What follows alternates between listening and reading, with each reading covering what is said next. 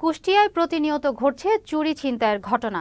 গত কয়েক মাসে জেলায় ১৫০রও বেশি চুরি, ছিনতাই, চাঁদাবাজি ও ডাকাতির ঘটনা ঘটেছে।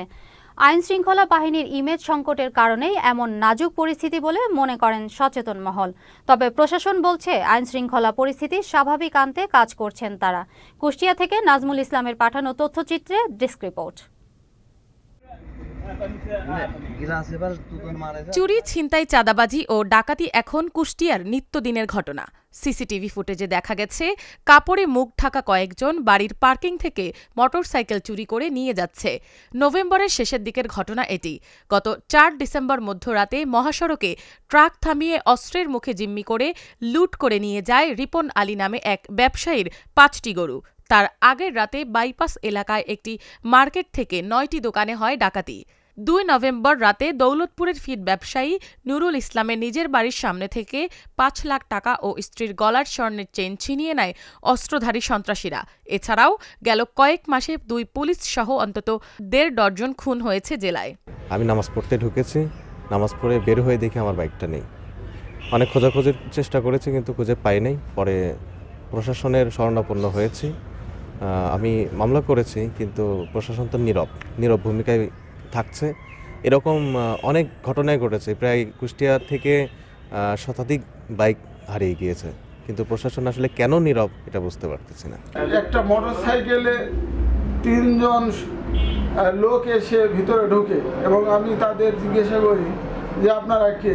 ওরা বলে যে আমরা মুরগির বাচ্চা নেব। যেহেতু আমি এই মুরগির বাচ্চা ও ফিডের সাথে জড়িত, তারপরে বললে যে আপনারা কোথায়, আপনাদের বাড়ি? ওরা বলে রিভাইডপুর। ব্যাংকে থেকে টাকা উঠায় নিয়ে আসছিলাম। আস্তে আস্তে 12:30টার সময় ওই যে শীতলাপাড়া স্কুলের সামনে আসি আমার বলছে ব্যাগ দিন, আর অমনি ব্যাগটা আমার মেয়ের হাতের ব্যাগটা নিয়ে চলে গেছে। আগস্টের ৫ তারিখের পর থেকেই জেলার বিভিন্ন এলাকায় অপরাধমূলক ঘটনার কারণে জনসাধারণের মধ্যে আতঙ্ক বিরাজ করছে। পাশাপাশি চরম নিরাপত্তাহীনতায় ভুগছেন তারা। পুলিশ প্রশাসনের নিষ্ক্রিয়তায় এসব দুর্ঘটনা ঘটছে বলে জানান সচেতন মহল। পুলিশ প্রশাসনের ভিতরে ভীতি কাজ করুক অথবা অনীহাই কাজ করুক না কেন, আমার ধারণা যে অনীহা এবং ভীতি দুটাই কাজ করছে তাদের ভিতরে। পুলিশের নিষ্ক্রিয়তাই এই ছিনতাই, চুরি, ডাকাতি, রাহাজানি এগুলোর জন্য দায়ী আমি মনে করি। সংঘটিত সকল ঘটনার কথা স্বীকার করে বর্তমানে পরিস্থিতি স্বাভাবিক রাখতে কার্যকর পদক্ষেপ নেওয়া হয়েছে বলে জানান জেলা পুলিশ সুপার। আর জেলা প্রশাসক আশ্বাস দেন আইন শৃঙ্খলা পরিস্থিতি দ্রুত সময়ের মধ্যে স্বাভাবিক হয়ে আসবে।